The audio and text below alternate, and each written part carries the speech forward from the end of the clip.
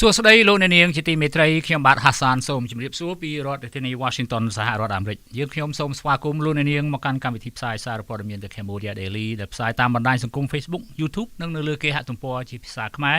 សម្រាប់យប់ថ្ងៃប្រហោះទី9ខែមិថុនាត្រូវជាថ្ងៃ10កើតខែចេឆ្នាំខាលត្រីស័កពុទ្ធសករាជ2566គ្រិស្តសករាជ2022ជាបឋមសូមជូនមេតិការព័ត៌មានប្រចាំថ្ងៃលោកហ៊ុនសែនឲ្យរើសពលទាហានថ្មី600នាក់ដើម្បីបំពេញក្របខ័ណ្ឌកងវរៈសេនាតូចទើបបង្កើតថ្មីអ្នកខ្លំមើលនិយាយថាកិច្ចព្រមព្រៀងសន្តិភាពក្រុងប៉ារីអាចជួយឲ្យកម្ពុជារួចខ្លួនពីបំណុលនិងការត្រួតត្រារបស់បរទេសឈ្លានពានក្រុមអ្នកសង្កេតការណ៍និយាយថាចិនប្រើប្រាស់ទំនាក់ទំនងកម្ពុជាដើម្បីយកសមុទ្ររៀមពង្រីកឥទ្ធិពលក្នុងតំបន់ក្រសួងការងារថាក្រុមហ៊ុន Naga World ច្រានចោលសំណើរបស់កម្មករនយោជិតវៀតណាមនិងឥណ្ឌាបន្តពង្រឹងសាមគ្គីភាពគ្នាលើវិស័យយោធាទ្វេភាគីនៅចំពោះមុខឥទ្ធិពលចិនរួមនឹងកម្មវិធី Idea Talk ជាបន្តទៅនេះខ្ញុំបាទហាសានសូមជូនព័ត៌មានពិស្ដាលោកហ៊ុនសែនបញ្ជាឲ្យរដ្ឋមន្ត្រីក្រសួងការពារជាតិជ្រើសរើសពលទាហានថ្មីចំនួន600នាក់បន្ថែមទៀតដើម្បីបំពេញក្របខ័ណ្ឌឲ្យ3កងវរៈសេនាតូចដែលទើបនឹងបង្កើតថ្មីសេចក្តីសម្រេចមួយដែលចុះហត្ថលេខាដោយបរិះខ្លាំងលោកហ៊ុនសែនកាលពីថ្ងៃទី2ខែមិថុនាឆ្នាំ2022ឲ្យដឹងថារូបលោកអនុញ្ញាតឲ្យរដ្ឋមន្ត្រីក្រសួងការពារជាតិលោកឧត្តមសេនីយ៍ទាបាញ់ជ្រើសរើសពលទាហានថ្មីចំនួន600នាក់ទៀតដើម្បីបំពេញក្របខ័ណ្ឌឲ្យកងវរៈសេនាតូចចំនួន3ដែលទើបបង្កើតថ្មីចំណុះឲ្យបញ្ជាការដ្ឋានកងកំភ្លើងធំលោកអះអាងថាករណីនេះរដ្ឋមន្ត្រីទទួលបន្ទុកទីស្តីការគណៈរដ្ឋមន្ត្រីក្រសួងការពារជាតិរដ្ឋមន្ត្រីក្រសួងសេដ្ឋកិច្ចនិងហិរញ្ញវត្ថុអគ្គមេបញ្ជាការនៃកងយុទ្ធពលខេមរៈភូមិន្ទរដ្ឋមន្ត្រីរដ្ឋលេខាធិការគ្រប់ក្រសួងស្ថាប័នដែលពាក់ព័ន្ធត្រូវអនុវត្តតាមសេចក្តីសម្រេចចាប់ពីថ្ងៃចុះហត្ថលេខានេះតទៅសេចក្តីសម្រេចដដែលថាការសម្រេចបែបនេះធ្វើឡើងតាមសំណើរបស់រដ្ឋមន្ត្រីក្រសួងការពារជាតិលោកទាបាញ់ប្រធានវេទិកាពលរដ្ឋនិងជាអ្នកវិភាគលោកកឹមសុខបានចាត់ទុកការជ្រើសរើសនេះជាល្បែង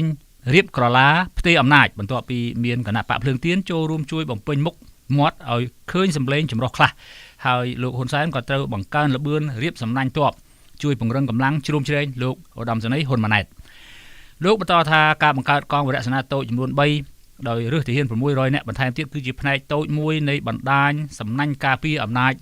លោកហ៊ុនម៉ាណែតពីព្រោះកងវរៈសេនាតូចទាំង3នេះចំណុះបញ្ជាការដ្ឋានកំភ្លើងធំដែលមានមេបញ្ជាការជាមនុស្សហ៊ានស្លាប់ការពារអំណាចរបស់លោកហ៊ុនម៉ាណែតលោកយល់ថាការជ្រើសរើសពលទាហានថ្មីនេះគ្រាន់តែជារូបភាពខាងក្រៅប៉ុណ្ណោះដោយសារតែពលទាហាន600នាក់ដែលត្រូវបញ្ចូលក្នុងកងវរៈសេនាតូចទាំង3ត្រូវលោកហ៊ុនម៉ាណែតសម្រិតសម្រាំងពីកងអង្គរៈធ្វើជាកម្លាំងយុទ្ធសាស្ត្ររួចទៅហើយការសម្រេចរបស់លោកហ៊ុនសែនដែលអនុញ្ញាតឲ្យក្រសួងការពារជាតិជ្រើសរើសពលទាហានថ្មីបានធ្វើឡើងបន្ទាប់ពីប្រទេសកម្ពុជាបានបោះឆ្នោតជ្រើសរើសក្រុមប្រឹក្សាឃុំសង្កាត់អាណត្តិទី5នៅឆ្នាំ2022នេះនិងបោះឆ្នោតជ្រើសតាំងតំណាងរាស្ត្រនៅឆ្នាំ2023ខាងមុខកាលពីថ្ងៃទី26ខែមេសាឆ្នាំ2022បរិះខ្លាំងក្រាញអំណាចលោកហ៊ុនសែនបានអនុញ្ញាតឲ្យក្រសួងការពារជាតិជ្រើសរើសពលទាហានថ្មីចំនួន402នាក់ដើម្បីរៀបចំកងកំជ្រួចការពារដែនអាកាសរយៈកម្ពស់មធ្យមចំណុះបញ្ជាការដ្ឋានការពារអាកាសពាក់ព័ន្ធនឹងការបង្កើតកងកម្លាំងនេះកាលពីថ្ងៃទី12ខែមេសាកន្លងទៅក្រសួងការបរទេសសហរដ្ឋអាមេរិកបានបង្ហាញថាសមាជិកនៃកងកម្លាំងរបស់រាជរដ្ឋាភិបាលមួយចំនួនបានជាប់ពាក់ព័ន្ធនឹងអំពើរំលោភសិទ្ធិមនុស្សធ្ងន់ធ្ងរដែលជំរុញឲ្យអំពើនិទានភាពនៅតែបន្តកើតមានឡើងនៅកម្ពុជាគួរបញ្ជាក់ផងដែរថាបើតាមលិខិតចុះថ្ងៃទី25ខែមីនាឆ្នាំ2022ចុះហត្ថលេខាដោយរដ្ឋមន្ត្រីក្រសួងមុខងារសាធារណៈលោកព្រំសុខាឲ្យដឹងថាក្នុងឆ្នាំ2022នេះរាជរដ្ឋាភិបាលបានយល់ព្រមជាគោលការណ៍ឲ្យជ្រើសរើសមន្ត្រីជាប់កិច្ចសន្យាជិត 46,000 នាក់សម្រាប់បម្រើការងារនៅតាមក្រសួងស្ថាប័ននានាប៉ុន្តែមិនអនុញ្ញាតឲ្យជ្រើសរើសក្របខ័ណ្ឌថ្មីចំនួនអ្នកចូលនិវត្តន៍ឡើយលើកលែងតែក្រសួងស្ថាប័នមានគោលការណ៍ឲ្យដោយឡែកពីប្រមុខរាជរដ្ឋាភិបាលសកម្មជនអត្ថាធិប្បាយខ្លឹមសារសន្ធិសញ្ញាសន្តិភាពក្រុងប៉ារីលោកស្រុនថាបើរាជរដ្ឋាភិបាលកម្ពុជាអនុវត្តកិច្ចព្រមព្រៀងស្តីអំពីដំណោះស្រាយនយោបាយរួមមួយនៃចំនួននៅកម្ពុជា$23ឆ្នាំ1991ឲ្យបានត្រឹមត្រូវនោះនឹងមិនធ្វើឲ្យប្រទេសកម្ពុជាធ្លាក់ទៅក្នុងបំណុលបរទេសវាន់កថែមទាំងមិនឲ្យរដ្ឋបរទេសណាមួយហ៊ានត្រួតត្រាអធិបតេយ្យប្រទេសកម្ពុជាបានផងដែរ ស សកម្មជនសង្គមដែលតែងតែអធិប្បាយខ្លឹមសារកិច្ចព្រមព្រៀងសន្តិភាពក្រុងប៉ារីលោកស្រុនបានអះអាងកាលពីថ្ងៃទី8ខែមិថុនានេះថានៅពេលដែលប្រទេសកម្ពុជាកាន់តែអនុវត្តកិច្ចព្រមព្រៀងនេះបានល្អនោះប្រទេសហត្ថលេខីទាំងអស់កាន់តែគ្រប់គ្រងពលរដ្ឋខ្មែរឲ្យមានសិទ្ធិនិងអំណាចពេញលេញថែមទៀតមាត្រាជាច្រើននៃសន្ធិសញ្ញានេះនិងសេចក្តីថ្លែងការណ៍ស្តីអំពីការស្ដារនិងការកសាងប្រទេសកម្ពុជាឡើងវិញទាំង13ចំណុចតម្រូវឲ្យរាជរដ្ឋាភិបាលប្រទេសកម្ពុជាកើតពីការបោះឆ្នោតដោយសេរីត្រឹមត្រូវនិងយុត្តិធម៌ព្រមទាំងប្រទេសហត្ថលេខីនិងអង្គការសហប្រជាជាតិមានកាតព្វកិច្ចក្នុងការធានានៅការគោរពសិទ្ធិមនុស្សរបស់ពលរដ្ឋខ្មែរគ្រប់រូបលោកស្រុនលើកឡើងថាបើប្រទេសកម្ពុជាអនុវត្តសន្ធិសញ្ញាសន្តិភាពនេះបានពេញលេញប្រទេសកម្ពុជានឹងមានលទ្ធភាពសងបំណុលបរទេសទាំងអស់ទាំងបំណុលស្របច្បាប់និងបំណុលខុសច្បាប់ព្រោះថាប្រទេសហត្ថលេខីទាំងអស់នឹងនាំគ្នាមកដាក់ស្ថានទូតបង្កើតក្រុមហ៊ុនឯកជនបង្កើតអង្គការសង្គមស៊ីវិលអង្គការតំបន់អង្គការអន្តរជាតិដែលជាចំណែកមួយក្នុងការជំរុញឲ្យសេដ្ឋកិច្ចប្រទេសកម្ពុជាលូតលាស់ទៅមុខព្រមទាំងអាចទទួលបានជំនួយពីអង្គការសហប្រជាជាតិកាន់តែច្រើនថែមទៀតសកម្មជនសង្គមរូបនេះអះអាងថាក្រៅពីមានលទ្ធផលសងបំណុលបរទេសលទ្ធភាពសងបំណុលបរទេសប្រទេសកម្ពុជាក៏អាចបញ្ចប់នៅសន្ធិសញ្ញានិងកិច្ចព្រមព្រៀងខុសច្បាប់ដែលប៉ះពាល់ដល់អធិបតេយ្យជាតិឯករាជ្យភាពបូរណភាពនិងភាពមិនអាចរំលោភបាននៃដែនដីអព្យាក្រឹត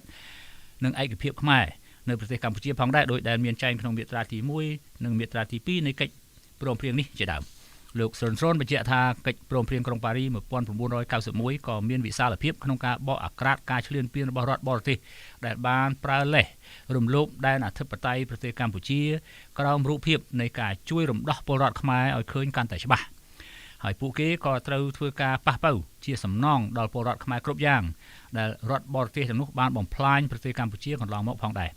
កិច្ចព្រមព្រៀងសន្តិភាពទីក្រុងប៉ារីហៅតាមអង់គ្លេសថា Paris Peace Accordគឺជាកិច្ចព្រមព្រៀងមួយស្តីអំពីដំណោះស្រាយនយោបាយដើម្បីបញ្ចប់ជម្លោះនៅប្រទេសកម្ពុជាធ្វើឡើងនៅទីក្រុងប៉ារីប្រទេសបារាំងនៅថ្ងៃទី23ខែតុលាឆ្នាំ1991ក្នុងគោលបំណងឈានទៅរកការបង្រួបបង្រួមជាតិគោរពសិទ្ធិមនុស្សឯករាជ្យភាពបូរណភាពទឹកដីអធិបតេយ្យជាតិកម្ពុជាដែលនៅតែមានសុពលភាពហើយប្រទេសហត្ថលេខីមិនអាចបដិសេធនឹងកាតព្វកិច្ចរបស់ខ្លួននៅក្នុងកិច្ចព្រមព្រៀងនេះបានឡើយប៉ុន្តែលោកហ៊ុនសែននិងមន្ត្រីនៃរាជរដ្ឋាភិបាលកម្ពុជាតែងតែអះអាងថានៅក្នុងកិច្ចព្រមព្រៀងសន្តិភាពទីក្រុងប៉ារីមិនបានចែងថាកម្ពុជានឹងនៅតែស្ថិតក្រោមអាណាព្យាបាលរបស់អន្តរជាតិបន្តទៀតនោះទេបន្ទាប់ពីដំណាក់កាលបណ្ដោះអាសន្នពលគឺបន្ទាប់ពីបេសកកម្មអ៊ុនតាក់ត្រូវបានបញ្ចប់នៅថ្ងៃទី24ខែកញ្ញាឆ្នាំ1993កន្លងទៅនោះទោះជាបែបនេះក្តីកាលពីថ្ងៃទី11ខែឧសភាឆ្នាំ2022កន្លងទៅលោកមុនកិច្ចប្រជុំកំពូលអាស៊ានអាមេរិកមួយថ្ងៃសភាជាន់ខ្ពស់សហរដ្ឋអាមេរិកបានអនុម័តសេចក្តីសម្រេចចិត្តមួយដែលហៅថា Resolution S427 ដោយបង្ហាញយ៉ាងច្បាស់ថាកិច្ចព្រមព្រៀងសន្តិភាពទីក្រុងប៉ារី1991នៅតែជាធរមានឬមានសុពលភាពនៅឡើយសម្រាប់ប្រទេសហត្ថលេខីទាំងអស់ជាពិសេសប្រទេសកម្ពុជាតែម្ដងមិនមែនអស់សុពលភាពដោយមន្ត្រីរាជរដ្ឋាភិបាលកម្ពុជាអះអាងកន្លងមកនោះទេលោកអ្នកនាងជាទីមេត្រីលោកអ្នកនាងអាចស្វែងរកព័ត៌មានរបស់ The Cambodia Daily ជាភាសាខ្មែរដែលបានផ្សាយនៅលើ Facebook រួចមកហើយបានដោយចូលទៅកាន់គេហទំព័ររបស់យើងតាមអាសយដ្ឋាន www.cambodiadaily.com នៅក្នុងគេហទំព័រនេះលោកអ្នកនាងអាចស្វែងរកព័ត៌មានរបស់ The Cambodia Daily ទាំងភាសាខ្មែរនិងភាសាអង់គ្លេសលោកអ្នកនាងក៏អាចស្វែងរក YouTube របស់យើងតាមអាសយដ្ឋាន www.youtube.com/thecambodiadailytm ប្រសិនបើលោកអ្នកនាងយល់ថាសារព័ត៌មានមួយនេះមានប្រយោជន៍ដល់សង្គមសូមលោកអ្នកនាងជួយទ្រទ្រង់ដល់កម្មវិធីផ្សាយរបស់យើងដោយចូលទៅកាន់អាសយដ្ឋាន www.cambodiadaily.com/donate បាទសូមអរគុណ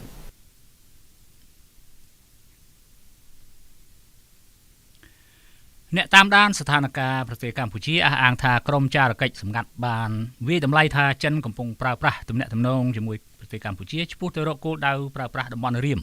និងប្រទេសកម្ពុជាទាំងមូលដើម្បីបម្រើភូមិសាស្ត្រនយោបាយរបស់ខ្លួនពង្រីកឥទ្ធិពលក្នុងតំបន់អ្នកតាមដានស្ថានភាពប្រទេសកម្ពុជាលោកសុកសុគន្ធបានលើកឡើងក្នុងកម្មវិធី Idea Talk នៃសារព័ត៌មាន The Cambodia Daily កាលពីរាត្រីថ្ងៃទី8ខែមិថុនានេះថាចំណោទអំពីមូលដ្ឋានជើងទឹករៀមគ្រាន់តែជាចំណុចតូចមួយប៉ុណ្ណោះប៉ុន្តែចំណុចសំខាន់នេះនៅត្រង់ថាផ្ទៃដីប្រទេសកម្ពុជាទាំងមូលទើបជាចំណុចធំដែលត្រូវបានគេវាយតម្លៃថាចិនកំពុងត្រូវការដើម្បីប្រើប្រាស់ជាភូមិសាស្ត្រនយោបាយក្នុងការពង្រីកឥទ្ធិពលក្នុងតំបន់របស់ពួកគេ លោកសុកសគុណអះអាងថាតាមការលើកឡើងរបស់លោកទាបាញ់ក្នុងពិធីបើកការដ្ឋានជួសជុលមូលដ្ឋាននាវាចរសមុទ្ររៀមកាលពីថ្ងៃពុធកន្លងទៅនេះបានបញ្ជាក់អំពីការចូលខ្លួនរបស់ក្រុមហ៊ុនចិនដើម្បីជួសជុលមូលដ្ឋានជើងទឹករៀមនិងលក្ខខណ្ឌដែលមិនអនុញ្ញាតឲ្យចូលមើលមូលដ្ឋានជើងទឹកនេះក្រោយពេលជួសជុលរួចលោកសុកសគុណចាត់ទុកថាចំណុចទាំងនេះគឺជាចំណុចដែលគួរឲ្យមានការសង្ស័យពីលក្ខកំបាំងនៅការបញ្ជូនកងទ័ពចិនចូលទៅតំបន់រៀមតាមរយៈក្រុមហ៊ុនចិនម៉ៅកាសាងសង់នេះជាខ្លាំងលោកសុកសគុណឆ្ងល់ថាក្រុមហ៊ុនចិនដែលចូលទៅសាងសង់និងជួសជុលនៅតំបន់នៅមូលដ្ឋានជើងទឹករៀមគ្រាន់តែជាជាងធម្មតាឬក៏ជាកងទ័ពដែលប្រើឯកសណ្ឋានក្រុមហ៊ុនដើម្បីបន្លំចូលទៅឈរជើងនៅទីនោះលើពីនេះទៅទៀតតើប្រទេសកម្ពុជាមាននាវាធុនធ្ងន់ច្រើនប្រមាណគ្រឿងសម្រាប់ជួសជុលស្របពេលដែលប្រទេសកម្ពុជាពេលនេះមានតែនាវាធុនមធ្យមដែលមិនដំណើរការប្រមាណ3ទៅ4គ្រឿងប៉ុណ្ណោះនោះចំណែកនាវាល្បាតដែលប្រទេសកម្ពុជាកំពុងមានឲ្យដំណើរការសប្តាហ៍ថ្ងៃនេះគឺជានាវាធុនស្រាលតែប៉ុណ្ណោះអ្នកតាមដានស្ថានភាពកម្ពុជារូបនេះលើកឡើងថាការបើកការដ្ឋានសាងសង់រោងជាងដើម្បីជួសជុលផែសម្ចតនៅមូលដ្ឋានសមុទ្ររៀមទំនងជាធ្វើឡើងដើម្បីរងចាំទទួលនាវានេសាទដែលប្រើប្រាស់ដោយកងទ័ពជើងទឹកប្រជាជនចិនដែលមានប្រមាណជាង400គ្រឿងដែលមានគោលដៅឆ្លងកាត់តាមដែនសមុទ្រថៃចូលមកកម្ពុជាដោយយកលេសថាមកជួសជុលក្នុងរោងជាងរបស់ពួកគេនៅមូលដ្ឋានសមុទ្ររៀមនេះលោកសុកសគុណបញ្ជាក់ថានៅពេលដែលចិនចាប់ផ្ដើមបញ្ជូននាវាកងទ័ពជើងទឹកប្រជាជនចិនចេញចូលនិងរាតត្បាតនៅដែនសមុទ្រថៃនិងប្រទេសកម្ពុជាកាន់តែទូលំទូលាយហើយនោះសមិទ្ធផលនានានៃរដ្ឋាភិបាលចិននឹងកើតឡើងជាបន្តបន្ទាប់ដូចជាស្ថានីយ៍ផ្កាយរណបជាដើមដែលនឹងត្រូវសាងសង់លើទឹកដីប្រទេសមួយចំនួនដែលចិនកាន់កាប់ដូចជាកម្ពុជាជាដើមដើម្បីត្រួតពិនិត្យនិងគ្រប់គ្រងដែនសមុទ្រចិនខាងត្បូងការអះអាងនេះធ្វើឡើងបន្ទាប់ពីរដ្ឋមន្ត្រីក្រសួងការពារជាតិនិងរដ្ឋមន្ត្រីការបរទេសប្រទេសកម្ពុជាបានបដិសេធចោលទាំងស្រុងនៅការចោទប្រកាន់អំពីវត្តមានកងទ័ពជើងទឹកចិននៅមូលដ្ឋាននាវាចររៀមនៅប្រទេសកម្ពុជានៅពេលនេះអតីតអគ្គទីប្រឹក្សាស្ថានទូតខ្មែរប្រចាំប្រទេសឥណ្ឌូនេស៊ីបណ្ឌិតសូណារ៉ូបានលើកឡើងក្នុងកិច្ចពិភាក្សានេះដែរថាមូលដ្ឋានសមុទ្ររៀមនេះគឺជាចំណុចគ្រោះថ្នាក់សម្រាប់ប្រទេសកម្ពុជានិងប្រទេសក្នុងតំបន់ព្រមទាំងមហាអំណាចសហរដ្ឋអាមេរិកផងដែរប្រសិនបើប្រទេសកម្ពុជាលួចខុបខិតប្រគល់មូលដ្ឋានជើងទឹករៀមនេះទៅឲ្យចិនគ្រប់គ្រងក្នុងលក្ខខណ្ឌណាមួយនោះលោកបញ្ជាក់ថាសហរដ្ឋអាមេរិកនៅតែមិនទុកចិត្តប្រទេសកម្ពុជានោះទេបើទោះបីជារដ្ឋាភិបាលលោកហ៊ុនសែនបានបដិញ្ញាគ្រប់គ្រងមូលដ្ឋានជើងទឹករៀមរបស់ខ្លួនស្របតាមរដ្ឋធម្មនុញ្ញប្រទេសកម្ពុជាក៏ដោយជុំវិញបញ្ហានេះស្ថានទូតចិនបានអះអាងថាកាលពីថ្ងៃទី8ខែមិថុនាឆ្នាំ2022នេះមិត្តភាពចិននិងកម្ពុជាមានប្រវត្តិយូរអង្វែងនិងរឹងមាំមិនអាចបំបែកបានហើយគម្រោងជួសជុលនៅមូលដ្ឋានជើងទឹករៀមដែលជាជំនួយឥតសំណងរបស់ភាគីចិនគឺជាសមិទ្ធផលផ្លែផ្កានៃការគោរពគ្នាទៅវិញទៅមកនិងសមស្របតាមច្បាប់នៃប្រទេសទាំងពីរផងដែរអ្នកជំនាញខាងវិទ្យាសាស្ត្រនយោបាយលោកអែមសវណ្ណារាប្រាប់សារព័ត៌មានក្នុងស្រុកថាប្រទេសកម្ពុជាគួរតែបង្ហាញតម្លាភាពក្នុងការលាងជម្រះនៅមន្ទិលសង្ស័យនៅទីតាំងការដ្ឋានធ្វើទំនើបភាវូបនីយកម្មកំពង់ផែរៀមដែលចិនជាអ្នកជួយឧបត្ថម្ភលោកថាបើកម្ពុជាស្ថិតក្នុងបរិបទនៃការមន្ទិលសង្ស័យរបស់សហរដ្ឋអាមេរិកប្រទេសកម្ពុជានឹងមិនមានភាពល្អប្រសើរឡើយលើវិស័យនយោបាយការទូតនយោបាយសន្តិសុខជាតិនិងសន្តិសុខសណ្ដាប់ធ្នាប់ក្នុងតំបន់និងនៅលើពិភពលោកទោះជាយ៉ាងណាក្តីកាលពីថ្ងៃទី12ខែឧសភាឆ្នាំ2022ឧបការីក្រសួងការបរទេសសហរដ្ឋអាមេរិកអ្នកស្រី Wendy Sherman បានជំរុញឲ្យប្រទេសកម្ពុជាអនុវត្តនៅធម្មនុញ្ញរបស់ខ្លួនឲ្យបានល្អជុំវិញការព្រួយបារម្ភរបស់សហរដ្ឋអាមេរិកអំពីវត្តមានកងទ័ពចិននៅមូលដ្ឋានជើងទឹករៀមនៅប្រទេសកម្ពុជាសប្តាហ៍ថ្ងៃនេះក្រសួងការងារកម្ពុជាអះអាងថាការចរចារកដំណោះស្រាយវិវាទរវាងកម្មករនិយោជិតនៃក្រុមហ៊ុន Nagawal និងថៅកែក្រុមហ៊ុនមិនទាន់អាចឈានទៅរកការបញ្ចប់បាននៅឡើយទេខណៈភាគីក្រុមហ៊ុនបានច្រានចោលសំណើទាំងស្រុងពីកម្មករនិយោជិតក្រសួងការងារនិងបណ្ដុះបណ្ដាលវិជ្ជាជីវៈបានចេញសេចក្តីជូនដំណឹងនៃការដោះស្រាយវិវាទការងារនៅក្រុមហ៊ុន Nagawal កាលពីថ្ងៃទី8ខែមិថុនាឆ្នាំ2022ថាខាងក្រមសហជីពនិងតំណាងភាគីកម្មករនិយោជិតបានធ្វើសំណូមពរឲ្យក្រុមហ៊ុនទទួលយកកម្មករនិយោជិតដែលខ្លួនបានបញ្ឈប់ពីការងារជិត200នាក់នោះចូលធ្វើការងារវិញ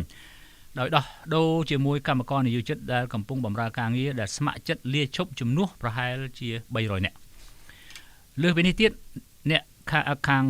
ក្រុមសហជីពនិងតំណាងភាគីកម្មករនយោជិតទាំងនោះក៏ស្នើសុំឲ្យក្រុមហ៊ុនទម្លាក់ចោលរាល់បទចោទទាំងអស់លើឋានៈដឹកនាំសហជីពនិងសមាជិកដែលត្រូវបានចោទប្រកាន់ព្រមទាំងស្នើសុំឲ្យក្រុមហ៊ុនបញ្ឈប់ការរើសអើងអ្នកធ្វើកោតកម្មផងដែរតាមរយៈនៃការផ្អាកវិភាគទានបសសដោយការមិនផ្ដល់អត្ថប្រយោជន៍សម្រាប់ស្ត្រីសម្រាប់លំហែមាតុភាពព្រោះថាมันមានច្បាប់បសសណាមួយដែលបានចែងពីការផ្អាកវិភាគទានបសសដល់កម្មករដែលធ្វើកោតកម្មនោះឡើយសេចក្តីជូនដំណឹងដដែលអះអាងថាខាងភាគីតំណាងក្រុមហ៊ុន Nagawal បានច្រានចោលទាំងស្រុងនៅសំណើទាំងអស់របស់ភាគីខាងក្រុមសហជីពនិងតំណាងភាគីកម្មករនយោជិតក្នុងនោះភាគីក្រុមហ៊ុនជំរុញឲ្យកម្មករនយោជិតដែលខ្លួនបានបញ្ឈប់នៅសល់ចំនួន175នាក់ទៅទទួលយកកញ្ចប់ថវិកាកិច្ចសន្យារវាងកម្មករនយោជិតនិងក្រុមហ៊ុនហើយលើសពីនេះពួកគេនឹងទទួលបានថវិកាបន្ថែមផងដែរលើសពីនេះទៀតភាគីខាងក្រុមហ៊ុនបានបដិសេធនៅសំណើដែលសុំឲ្យក្រុមហ៊ុនផ្ដល់វិភាគទានបសសដល់បុគ្គលិកដែលធ្វើកោតកម្មផងដែរព្រោះភាគីខាងក្រុមហ៊ុនអះអាងថាវិភាគទានបសសគឺពឹងផ្អែកលើចំណូលជាក់ស្ដែងរបស់បុគ្គលិកម្នាក់ដែលធ្វើការឲ្យក្រុមហ៊ុនប៉ុន្តែបើបុគ្គលិកទាំងនោះមិនបានធ្វើការទេក្រុមហ៊ុនមិនអាចបង់វិភាគទានបសសសម្រាប់បុគ្គលិកទាំងនោះឡើយក្រសួងការងារប្រទេសកម្ពុជាបញ្ជាក់ថាដោយសារតែការចរចារវាងភាគី2មិនទាន់អាចឈានដល់ចំណុចព្រមព្រៀងគ្នាក្រសួងបានកំណត់កាលបរិច្ឆេទប្រជុំលើកក្រោយទៀតនៅថ្ងៃទី22ខែមិថុនាដើម្បីឲ្យភាគីទាំងនេះមានឱកាសពិចារណាឡើងវិញ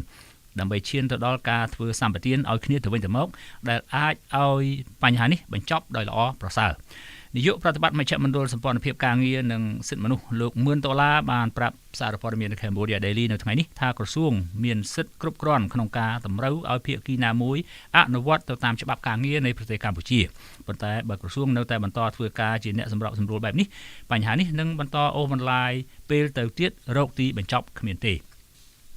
លោក$10,000អះអាងថាក្រសួងការងារក៏មាននាយកដ្ឋានអធិការកិច្ចដើម្បីត្រួតពិនិត្យអំពីការអនុវត្តច្បាប់នៃក្រុមហ៊ុនផងដែរដើម្បីឲ្យ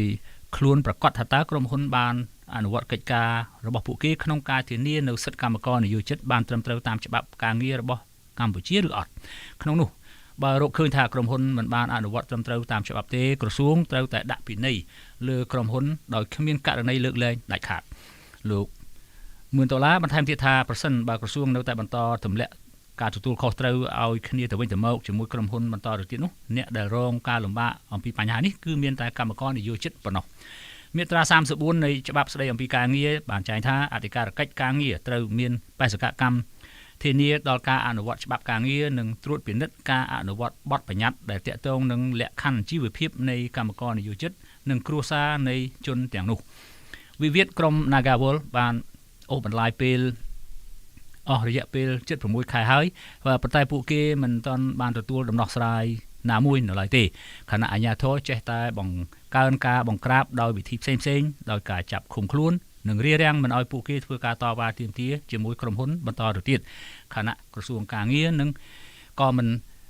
ទាន់មានវិធានការណាមួយលើក្រុមហ៊ុនដែលបានរំលោភលើសិទ្ធិការងាររបស់កម្មករទាំងនោះផងដែរលោកអ្នកនាងជាទីមេត្រីជាបន្តទៅទៀតនេះសូមជូនព័ត៌មានអន្តរជាតិ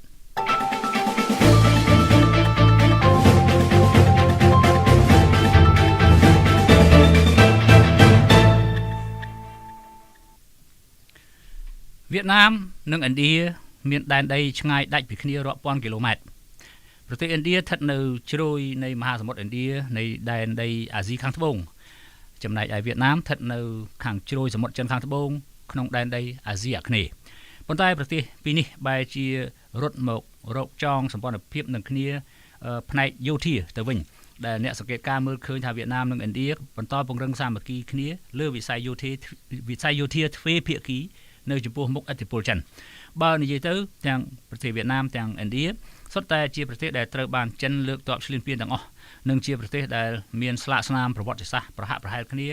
ក្រោមសង្គ្រាមពីសំណាក់ប្រទេសចិននិងវៀតណាមមានព្រំដែនគោកជាប់គ្នាជាច្រើនរយគីឡូម៉ែត្រហើយឥណ្ឌាមានព្រំដែនជាប់ចិនជាង3000គីឡូម៉ែត្រសង្គ្រាមព្រំដែនដែលចិនលើកទ័ពចូលទឹកដីវៀតណាមឆ្នាំ1979គឺជាដំបៅដែលក្រុងហាណូយមិនអាចលុបលាងចោលបាននោះទេចំណែកប្រទេសឥណ្ឌាមានសង្គ្រាមនឹងចិននៅក្នុងឆ្នាំ1962និង1967នៅក្រុង New Delhi គេកត់ត្រាទុកក្នុងប្រវត្តិសាស្ត្រដោយចាត់ទុកថាជាសង្គ្រាមចិនឈ្លានពានកាន់កាប់ទឹកដីតាមព្រំដែននៃប្រទេសដ៏ធំមួយនៅអាស៊ីខាងត្បូងនេះទោះជាយ៉ាងណាក្តីមិនថាតែក្នុងអតីតកាលដែលប្រទេសឥណ្ឌានិងប្រទេសវៀតណាមប្រឈមនឹងការឈ្លានពានពីសំណាក់ប្រទេសចិនទេបច្ចុប្បន្ននេះនៅតែបន្តនៅឡើយកាលពីខែមិថុនាឆ្នាំ2020កងទ័ពចិននិងឥណ្ឌាវាយប្រយុទ្ធគ្នាជាច្រើនម៉ោងបណ្ដាលឲ្យកងទ័ពប្រទេសទាំងពីរស្លាប់និងរបួសជាច្រើនអ្នក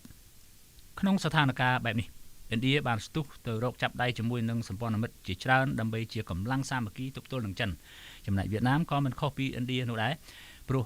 ក្រៅពីសង្គ្រាមព្រំដែនគឺចិនក៏បានបង្កសង្គ្រាមដាក់វៀតណាមដែរគឺសង្គ្រាមដែនទឹកសមុទ្រដែលនាំឲ្យមានការប្រយុទ្ធគ្នាផងដូចជានៅក្នុងឆ្នាំ1974ជាដើមនៅឆ្នាំនោះចិនលើកទ័ពចូលវាយកាន់កាប់កោះជាច្រើនរបស់វៀតណាមនៅសមុទ្រចិនខាងត្បូងហើយរហូតមកទល់នឹងពេលនេះចិនក៏ត្រូវបានវៀតណាមចោទថាបានបន្តរំលោភដែនទឹកវៀតណាមនៅឡើយប្រទេសវៀតណាមនិងចិនពុំមានកិច្ចព្រមព្រៀងសន្តិភាពជាមួយគ្នានោះទេក្នុងស្ថានភាពបែបនេះប្រទេសវៀតណាមដែលស្ថិតនៅក្នុងស្ថានភាពខ្លាចចិនតែងតែរត់ទៅរកសម្ព័ន្ធមិត្តយោធាជាមួយប្រទេសក្នុងតំបន់ផងនិងជាមួយប្រទេសក្រៅតំបន់ផងគឺមានដូចជាសហរដ្ឋអាមេរិកជប៉ុនអង់គ្លេសអូស្ត្រាលីនិងឥណ្ឌាជាដើមតែសម្រាប់ឥណ្ឌាមានបានសម្រេចបញ្ជូនរដ្ឋមន្ត្រីការពារជាតិលោករ៉ាច់ណាតស៊ីងទៅប្រទេសវៀតណាមដោយបានជួបផ្ទាល់សមាភិកីវៀតណាមលោកផាន់វ៉ាន់យ៉ាងកាលពីថ្ងៃទី8ខែមិថុនាសមាភិកីទាំងពីរបានឈានដល់កិច្ចព្រមព្រៀងជាថ្មីទៀតដោយឯកភាពពង្រីកកិច្ចសហប្រតិបត្តិការលើវិស័យការពារជាតិរួមគ្នាបើតាមបណ្ដាញផ្សាយព័ត៌មានប្រទេសឥណ្ឌាគឺសារព័ត៌មាន The Hindu Times ទស្សនកិច្ចរយៈពេល3ថ្ងៃដោយចាប់ពីថ្ងៃទី7ខែមិថុនាលោករ៉ាច់ណាតស៊ីងស្វែងរកការពង្រឹងកិច្ចសហប្រតិបត្តិការក៏ដូចទំនាក់ទំនងទ្វេភាគីដែលឈានដល់រយៈពេលទៅ50ឆ្នាំក្នុងដំណើរទស្សនកិច្ចនេះរដ្ឋមន្ត្រីការពារជាតិវៀតណាមលោកផាន់វ៉ាន់យ៉ាងនិងសមាភិកីឥណ្ឌាលោកស៊ីងបានចុះហត្ថលេខាលើសេចក្តីថ្លែងការណ៍ចក្ខុវិស័យរួមសម្រាប់ភាពជាដៃគូការពារជាតិដល់ឆ្នាំ2030តាមសេចក្តីថ្លែងការណ៍រួមនេះនឹងពង្រឹងទំហំកិច្ចសហប្រតិបត្តិការការពារជាតិរវាងវៀតណាមនិងឥណ្ឌាកាន់តែរឹងមាំថែមទៀតសមាភិកីឥណ្ឌាបានបញ្ជាក់អំពីកិច្ចសហប្រតិបត្តិការការពារជាតិនៃភាពជាដៃគូយុទ្ធសាស្ត្រគ្រប់ជ្រុងជ្រោយរវាងប្រទេសទាំងពីរដោយលើកឡើងថារដ្ឋាភិបាលក្រុង New Delhi ចាត់ទុកក្រុង Hanoi ជាដៃគូដ៏សំខាន់មួយនៃគោលនយោបាយមកកាន់ដែនអាស៊ីអាគ្នេយ៍ចំណែកសមាភិកីវៀតណាមវិញបានគាំទ្រឥណ្ឌាដែលជួយវៀតណាមលើវិស័យការពារជាតិលោកផាន់វ៉ាន់យ៉ាងបានហៅទស្សនកិច្ចរដ្ឋមន្ត្រីការពារជាតិឥណ្ឌាថាមានអត្ថន័យសំខាន់ណាស់សម្រាប់វៀតណាមនាពេលនេះដែលកំពុងប្រឈមនឹងស្ថានភាពសន្តិសុខក្នុងតំបន់ជាមួយគ្នានេះលោកផាន់វ៉ាន់យ៉ាងនិងលោករ៉ាច់ណាតស៊ីងយល់ព្រមគ្នាថានយោបាយនិងសន្តិសុខពិភពលោកនិងតំបន់អាស៊ីប៉ាស៊ីហ្វិក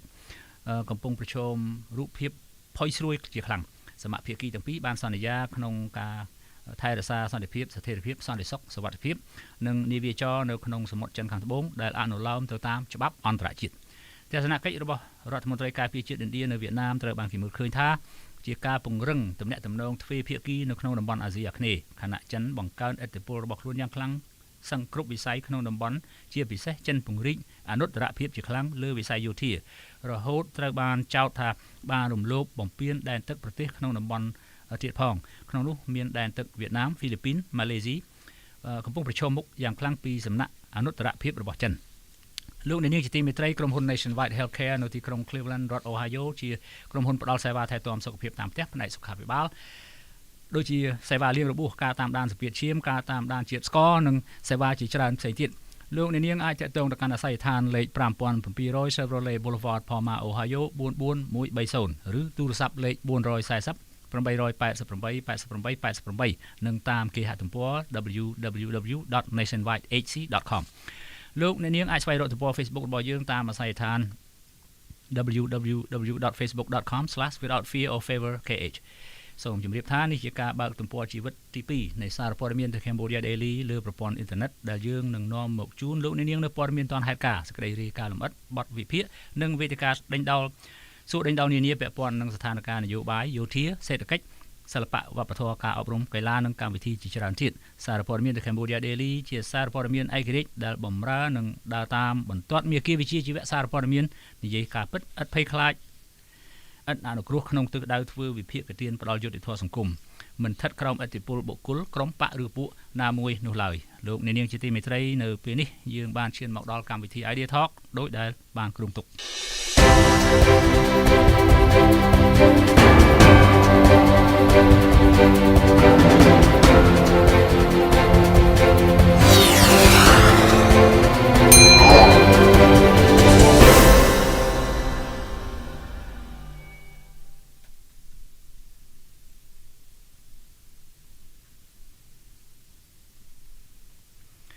បាទសូមស្វាគមន៍លោកនាងមកកាន់កម្មវិធី Idea Talk នៃសារព័ត៌មាន The Cambodia Daily ហើយរាត្រីនេះវាគ្មានរបស់យើងគឺមេធាវី Mark Morstein មេធាវីក្រុមហ៊ុនឈ្មោះថា Office Kerman នៅក្នុងរដ្ឋ Virginia សហរដ្ឋអាមេរិកលោកនឹងចូលរួមពិភាក្សាលើប្រធានបទស្ដីអំពីថាតើប្រទេសកម្ពុជាត្រូវបានចិនទិញដាច់ហើយឬនៅប្រសិនបើលោកនាងមានសំណួរឬយោបល់សូមសរសេរនៅក្នុងប្រអប់ comment ខាងក្រោមនៃការផ្សាយរបស់យើងតាមអាស័យដ្ឋាន www.facebook.com/withoutfearorfavorkh Good morning Mark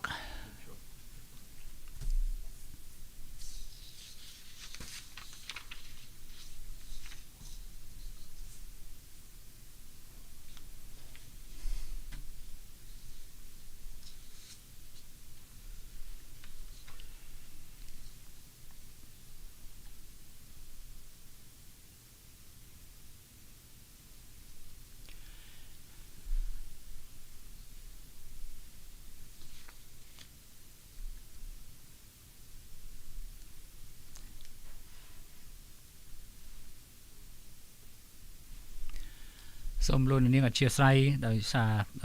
លោកមេធាវីលោកបិទទូរស័ព្ទមិនទាន់បើកវិញបាទ Good morning Mark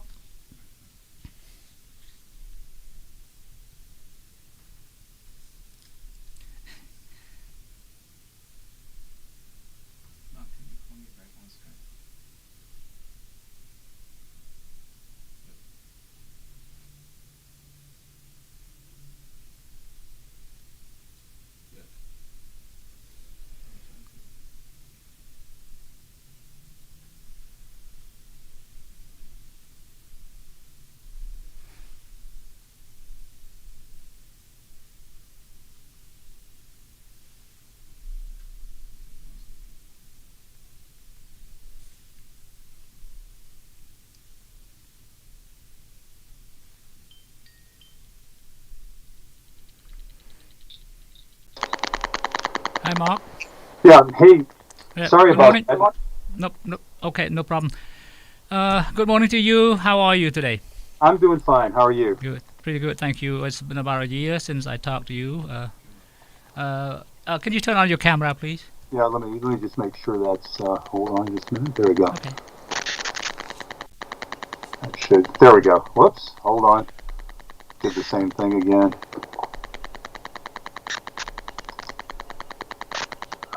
There we go. There we go. There you go. Looks Okay. good. Okay. Yes. You Sorry ready about that. now? No problem. Okay. All right. We're good to see you again this morning. Okay. We start off with this is Cambodia's sovereignty on now on sale to China. That's the topic for today. And before we go into the question answer here, I'd like to briefly inform our listeners and also viewers. The Royal Cambodian government's close relationship with China has not only resulted in grand interest-free or low-interest loans and military aid to the kingdom, but also culminated in a secret deal, a pact allowing China to build and use part of Cambodia's naval base in the southwest of the country. Cambodian military top brass and Chinese ambassador inaugurated the facility yesterday. Yet Cambodia's prime minister and other government officials continue to deny its existence. In 2019, the Wall Street Journal published details of the Chinese involvement, including the secret pact and use of the naval base before the government demolished the U.S.-funded ship repairs maintenance facility in 2020. Just a few days ago, the Washington Post also repeated the secret deal and the objectives with a high-ranking Chinese official confirming the existence from Beijing about its dual-use facility at the Cambodian naval base. This has alarmed the U.S. and Australia and also other countries in the region. My first question to you, Mark, is the totalitarian government of Cambodia now selling the country's sovereignty to China in contravention of its own constitution? I think it goes back to it starts with this Belt and Road Initiative that China has undertaken in the last few years all around the world. I think as you mentioned, the loans that are provided by China are really designed to enhance China's position around the world and to offer various countries very cheap and affordable loans that are not transparent. In other words, the World Bank requirements there are certain requirements under the World Bank provisions with regard to environment and other provisions with regard to the loans and the terms. That's really not evident in the loans. And sometimes what happens is that that China has used those loans as leverage for further concessions by various countries, for the building of ports, for defaults in various countries and so forth. That may be what's going on here. That in effect what's happened is that China has basically used its leverage on the Belt and Road Initiative that has built this dam. I believe it's, I'm trying to remember where exactly it is. I think it's on the Sesan and Srepak River. And they've had a lot of problems there. And it could be that some of the concessions that are being made both by Cambodia and by China are related to some of the concerns that have been raised. Yep. The question is with regard to a totalitarian government, I think, which is what you had raised, really do come into play because essentially in a democratic system,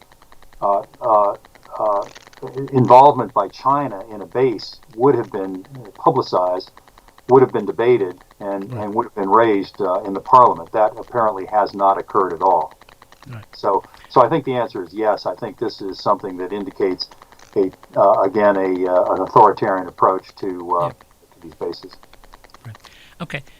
From your perspective, legally, constitutionally, when the article in the Constitution stipulates that no foreign military base, this is a quote, or installation shall be allowed on Cambodia's territory, isn't it this secret deal a total violation of Cambodia's sovereignty or its pledges of neutral foreign policy and non-military alliance? I think absolutely that's the case. But the government, and one thing I wanted to point out, the UN Commission of Inquiry on Cambodia, which has been raising a number of questions with regard to violations under the PPA, with regard to assembly, doesn't seem to faze the government in the least. So the answer is that the Constitution, while it's in place and the laws are there, they don't seem to be enforced in any real way. So I think the answer is yes. Okay. Now that the truth is out about the secret deal, the Chinese involvement in modernizing the naval facility, repair facility, now that the truth is out loud and clear, and the U.S. and its allies are very concerned about this, what do you think the West would do? I don't think the U.S. can really do too much other than to compete. Obviously, you've got a bilateral relationship between China and Cambodia, at least on a macro level, and obviously with two sovereign countries, they can enter into bilateral agreements. The question is what does that do to U.S. strategic position in the area? Essentially, what's happened is that there's now clear competition, and I think it's going to involve a balancing both by Cambodia and by the other countries of the interests in that particular region. Okay, Cambodia's history, let's go back a while back. Cambodia's history is mixed with proclamation of neutrality and left-leaning, okay, going left. In the early 1960s, the late Prince, then King Sihanouk, attempted to aid North Vietnamese and Viet Cong guerrilla forces on his soil, attacking the American forces in the South Vietnam during the Vietnam War and retreating back to their underground bunkers across the border in Cambodia. The consequences back then were the U.S. B-52 bombardments along the border, in some cases killing Cambodian civilians and livestock. This time, it's the Chinese turn. According to Western analysts, a Chinese navigation tracking system installation at Riem Naval Base in Cambodia constitute a threat to free navigation and U.S. ship movements in the entire Pacific region. Do you see the possibility that history may repeat itself because of the self-tilting neutrality stance Cambodia has taken in foreign policy? I think there are going to be a number of different issues that are going to change history. I think, as you know, I wrote War Jazz, which was a novel that was based on the bombing of Cambodia and the war. I think what's happening though now is that China is basically using soft power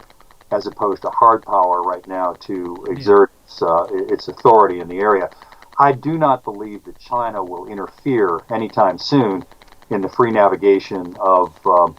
American vessels and so forth in the Gulf of Thailand or in the South China Sea. I think the problem, of course, is that when a country begins to make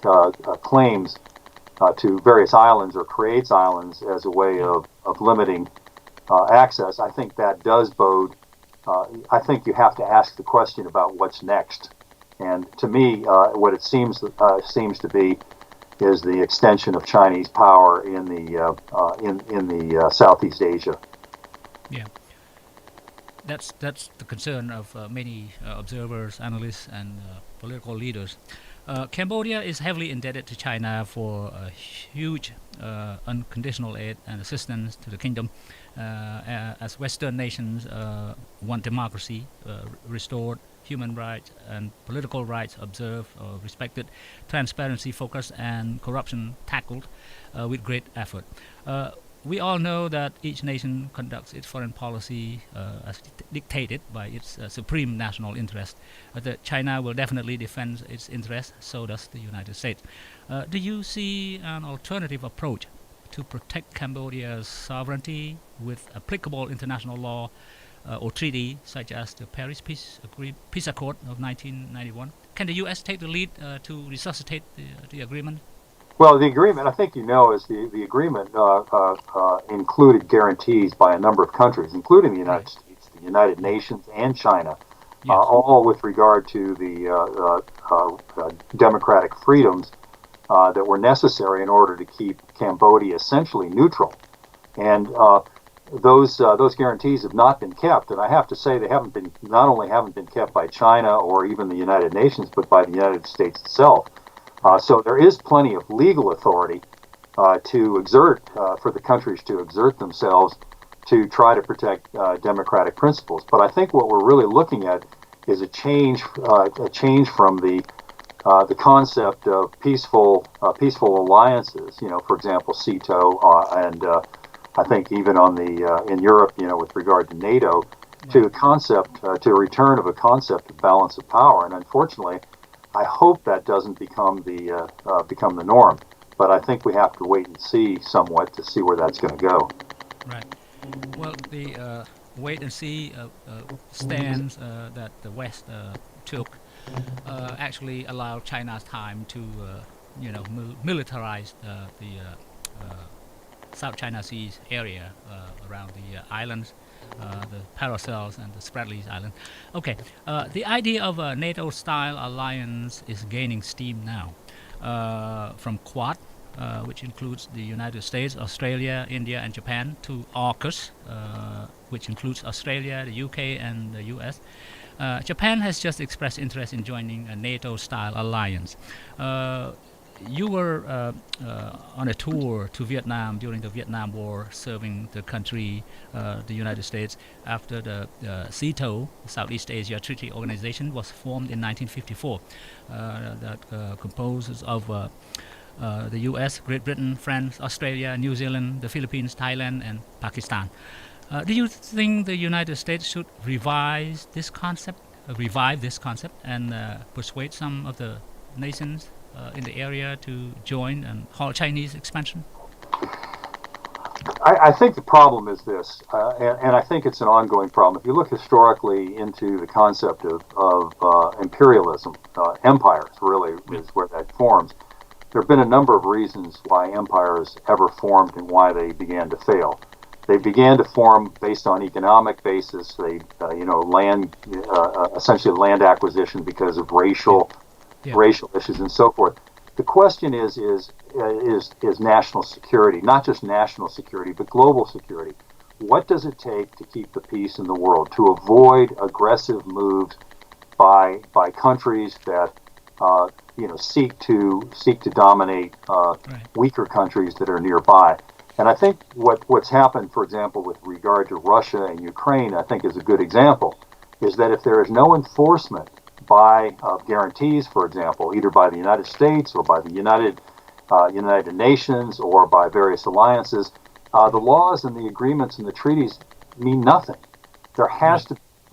be teeth in each of these. So the alliance that Japan is entering into, or the NATO or SEATO, there has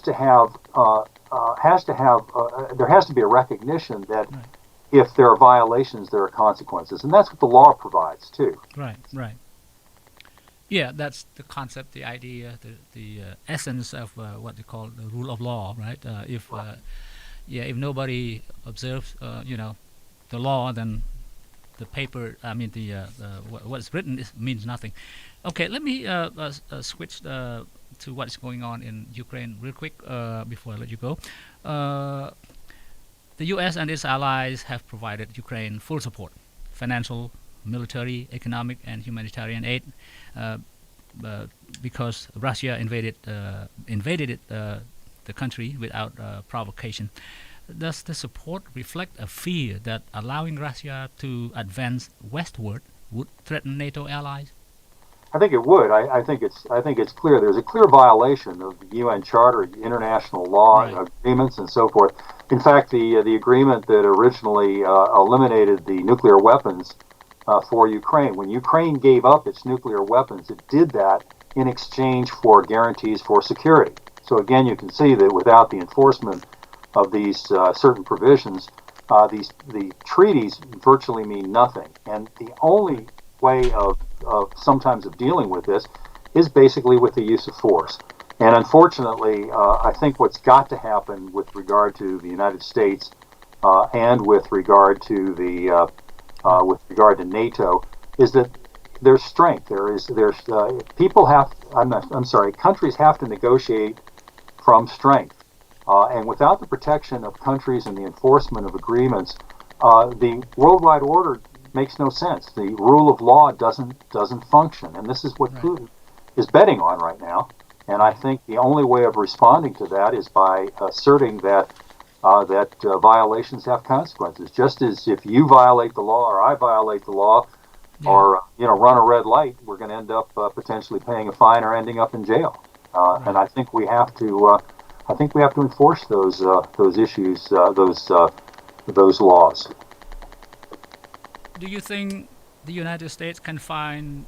a trustful ally like Ukraine in Southeast Asia? Yes, I do. I mean, I think first of all, Japan has been a very, very strong ally. South Korea has been a very strong ally. I think, strangely, or maybe not strangely, I think Vietnam recognizes that the power of China has risks, and I think maybe somewhat of an ally in some form. Ironically, given the Vietnam War and so forth. Obviously, Australia, Indonesia, perhaps maybe. The problem, of course, is that we don't want to. We want democracy. The United States wants democracy. It doesn't want to trade one sort of dictatorship for another. And I think,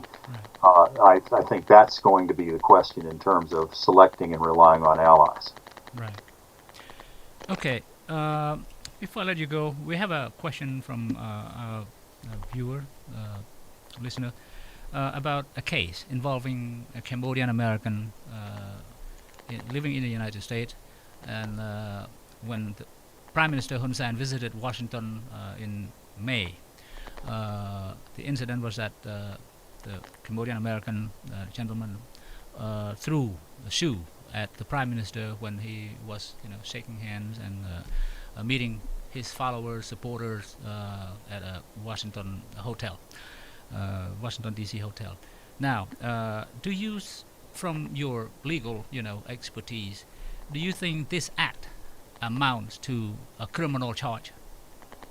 The Cambodian embassy in Washington D.C. is now preparing, or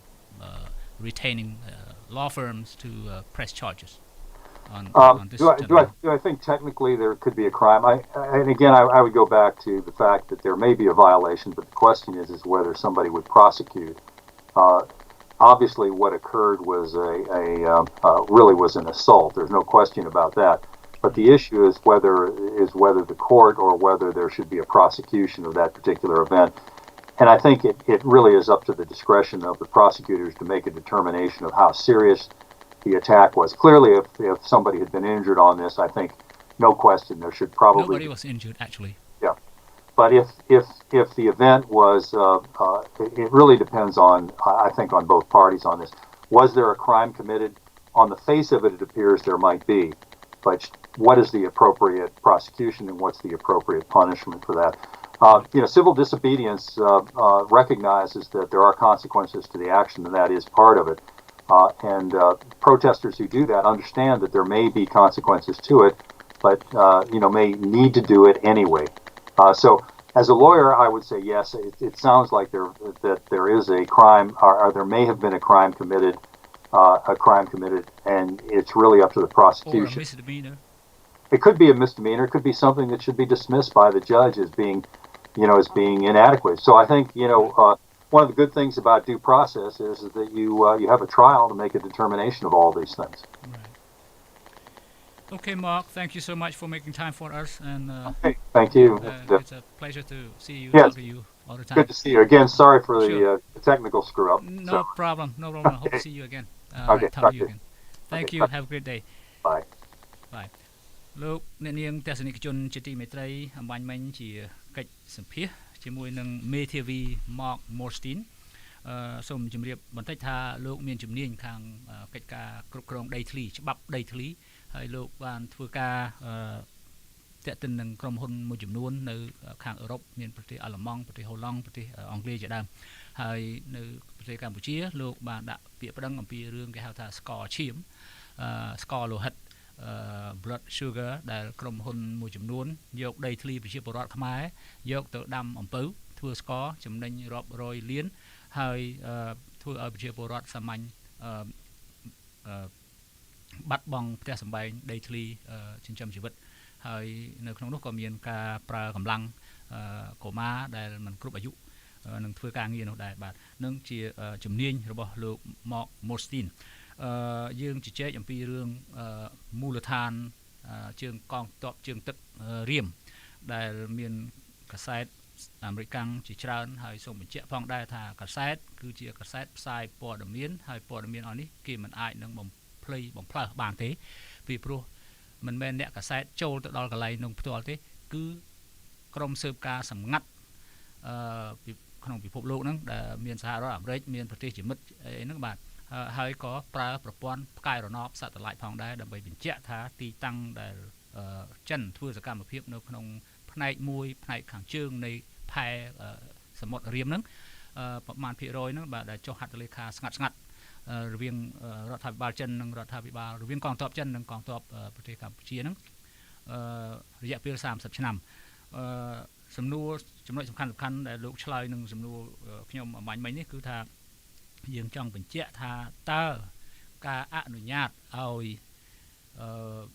មានសម្ព័ន្ធភាព កម្រិតណាមួយមិនចាំបាច់តបមកទាំងមូលទាំងកងវរៈសេនាតូចវរៈសេនាធំកងពលតូចពលធំទេគឺថាជាទីតាំងយោធារបស់បរទេសរបស់នៅទីនោះលោកបញ្ជាក់ថាបើតាមច្បាប់អន្តរជាតិឬក៏ក្នុងតាមរដ្ឋធម្មនុញ្ញប្រទេសកម្ពុជាយើងហ្នឹងគឺខុសច្បាប់ដូច្នេះរដ្ឋាភិបាលមួយដែលធ្វើនយោបាយខុសច្បាប់ខ្លួនឯងហើយនឹងខុសច្បាប់អន្តរជាតិដែលតេតិនទៅនឹងកិច្ចបញ្ញាចិត្តការសន្យារបស់រាជរដ្ឋាភិបាលថានឹងប្រកាន់អព្យាក្រឹតភាពមិនលំអៀងទៅខាងណាប៉ុន្តែខ្ញុំបានរំលឹកគាត់ថានៅក្នុងប្រវត្តិសាស្ត្រប្រទេសកម្ពុជាគឺថាចំហអព្យាក្រឹតភាពហ្នឹងគឺវាតែងតែត្រៀតទៅរកឆ្វេងរហូតតាំងពីទសវត្សរ៍1960មករហូតមកដល់បច្ចុប្បន្ននេះទៀតបាទហើយឧទាហរណ៍ពីចំនួនសង្គមរាស្ត្រនិយមដែលប្រកូលណាសម្ដេចព្រះប្រមុខរដ្ឋនរោត្តមសីហនុលោកជាព្រះអគ្គមគ្គុទេសនោះគឺលោកព្យាយាមជួយបិទបាំងការពារកងទ័ពព្រៃវៀតណាមខាងជើងយកកុងរាប់ម៉ឺននាក់នៅក្នុងទឹកដីខ្មែរដើម្បីយកធ្វើជាទីតាំងលាក់ខ្លួនវាយអាមេរិកកាំងនៅវៀតណាមខាងត្បូងហើយបានរត់ចូលមកប្រទេសកម្ពុជាមានប្រទេសកម្ពុជាមួយដែលថាអព្យាក្រឹតនោះជួយបិទបាំងហើយរហូតដល់គេបង្កើតគណៈកម្មការមួយហៅថា ICC ហ្នឹងបាទគឺគណៈកម្មការអន្តរជាតិត្រួតពិនិត្យបាទមិនមែន ICC ជាតុលាការអន្តរជាតិខាងអក្រិតកម្មហ្នឹងទេបាទប៉ុន្តែពេលសមាជិកគណៈប្រតិភូ ICC ចុះទៅដល់ប្រទេសកម្ពុជានោះគឺថាគេឲ្យតំណែងទៅកងទ័ពព្រៃកុងយួនវៀតណាមខាងជើងហ្នឹងរួចអស់បាត់ទៅហើយថាឲ្យដកថយចេញពីតំបន់ដែលគេត្រូវទៅត្រួតពិនិត្យហើយរាជរដ្ឋាភិបាលរបស់សម្ដេចព្រះនរោត្តមសីហនុជាអ្នកកំណត់ថាគណៈប្រតិភូទៅមើលកន្លែងនេះទៅមើលកន្លែងនោះបាទដូច្នេះទីតាំងដែលថាគេចង់ទៅមើលក៏មិនឲ្យទៅមើលទេឲ្យទៅមើលកន្លែងផ្សេងដូច្នេះហើយអ្នកដែលគេបានដឹងរឿងរ៉ាវនឹងច្បាស់លាស់មានលោកអ្នកការទូតខ្មែរមួយរូបដែលលោកបានធ្វើមរណកាលទៅហើយគឺលោកស្រីភេកដែលលោកបាននិយាយថាគាត់ជាអ្នកនាំគណៈប្រតិភូ ICC ទៅត្រួតពិនិត្យនៅក្នុងតំបន់ព្រំដែនប្រទេសកម្ពុជានិងប្រទេសវៀតណាមនឹងបាទហើយដូច្នេះហើយបានជាមានការទម្លាក់គ្រាប់បែកពីសហរដ្ឋអាមេរិក B52 និងយន្តហោះដទៃទៀតនោះគឺដោយសារតែយើងព្យាយាមលាក់ចោលដែលទៅវាយឆ្មក់សម្រាប់គេរឿងនេះដែលយើងមានការព្រួយបារម្ភនោះបាទជាយើងសួរអ្នកច្បាប់អ្នកអីហ្នឹងហើយយើងនឹងព្យាយាមរកអ្នកដែលជំនាញខាងច្បាប់អន្តរជាតិទៀតនៅពេលក្រោយសួរថាតើការបំពេញរដ្ឋធម្មនុញ្ញការបំពេញរំលោភកិច្ចសន្យាដែលខ្លួនបានធ្វើជាមួយនឹងសហគមន៍អន្តរជាតិមានប្រទេសចិនក៏ជាភាគីហត្ថលេខីក្នុងកិច្ចព្រមព្រៀងសន្តិភាពក្រុងប៉ារីសនោះលោកមកម៉ូស្ទៀនបានបញ្ជាក់ថាមានផ្លូវច្បាប់ជាច្រើនដែលអាចនឹងដោះស្រាយរឿងនឹងបានពីព្រោះចិនក៏ភាគីប្រទេសកម្ពុជាក៏ភាគីហើយសហរដ្ឋអាមេរិកក៏ជាភាគីដូច្នេះបើមានការបំពេញបែបណាមួយនោះភាគីណាមួយអាចនឹងប៉ុន្តែអាស្រ័យលើថាតើគេមានឆន្ទៈនឹងធ្វើប៉ុណ្ណាយើងបានសួរថាតើសហរដ្ឋអាមេរិកអាចនាំមុខបានទេក្នុងរឿងហ្នឹងដើម្បីផ្លុំយ៉ាងម៉េចឬក៏ឲ្យមិនសន្ធិសញ្ញានឹងឲ្យកិច្ចព្រមព្រៀងនឹងវារស់រវើកឡើងវិញនោះលោកឆ្លើយថាវាអាស្រ័យថាតើសហរដ្ឋអាមេរិកត្រូវថ្លែងថាតើត្រូវធ្វើយ៉ាងម៉េចនោះបាទបើថារើសមេដឹកនាំមួយដែលថាយកមកជំនួសមេដឹកនាំមួយដែលអាក្រក់នោះតើមេដឹកនាំក្រោយហ្នឹងវាល្អលើសមេដឹកនាំមុនឬក៏វាដូចតែគ្នាឬក៏វាអាក្រក់ជាងមេដឹកនាំមុនទៅទៀតដូច្នេះជាបញ្ហាដែលសហរដ្ឋអាមេរិកត្រូវតែពិចារណាក៏ប៉ុន្តែមានវិធីច្បាប់ជាច្រើនដែលអាចធ្វើទៅបានឲ្យតែភាគីទាំងអស់ហ្នឹងមានចន្ទៈរីឯរឿងចិនវត្តមានចិននៅក្នុងកំពង់ផែមួយអីហ្នឹងគឺវាតេតិនទៅនឹងផែនការលោកប្រធានាធិបតីស៊ីជីនពីងហ្នឹងដែលបង្កើតជាផែនការខ្សែក្រវ៉ាត់និងផ្លូវហ្នឹងបាទដូច្នេះប្រទេសកម្ពុជាក៏ទទួលជំនួយមួយផ្នែកតេតិននឹងគម្រោងផែនការរបស់ចិនហ្នឹងដែរប៉ុន្តែ